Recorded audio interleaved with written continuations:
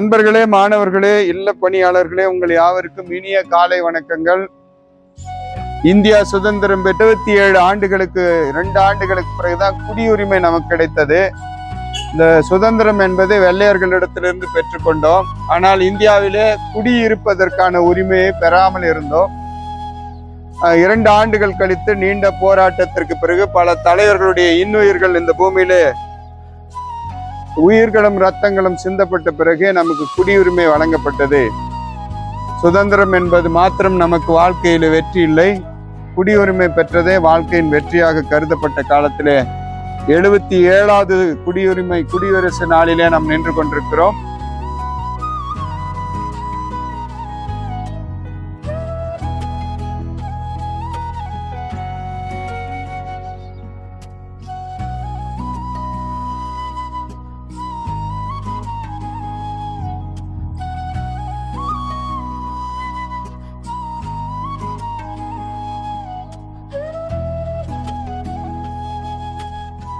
இந்த குடியரசு நாள்ல நீங்க ஒவ்வொருத்தரும் உறுதி எடுத்துக்கங்க.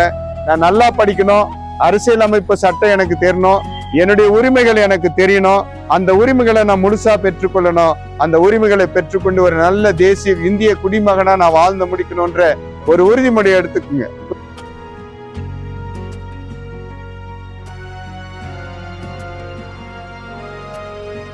ஏத்துங்க சார், ஏத்துங்க சார், ஏத்துங்க சார். நீங்க போய் ஓபன் பண்ணிட்டு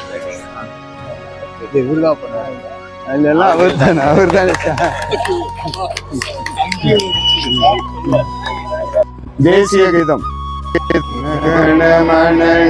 நாயக ஜய கே பாரத பாக்ய விதாதா பஞ்சாப சிந்து குஜராட்ட மராட்டா திராவிட உச்சல வங்கா விந்த ஹிமாச்சல யமுனா கங்கா உச்சல சலசி சரங்கா சப சுப நாமே ஜாகே சப சுபாசிஷ மாகே ஜாகே சப சயதாதா ஜனகண மங்கள நாயக ஜய கே பாரத பாக்ய விதாதா ஜய கே ஜய கே ஜய கே ஜய ஜய ஜய ஜய கே.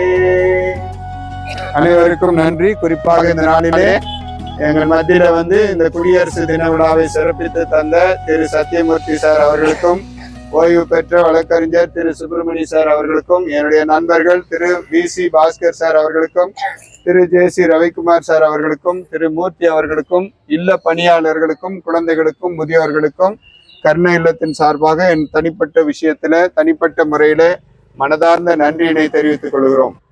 உங்கள் அனைவருக்கும் இனிய 77வது குடியரசு தின விழா வாழ்த்துக்கள்.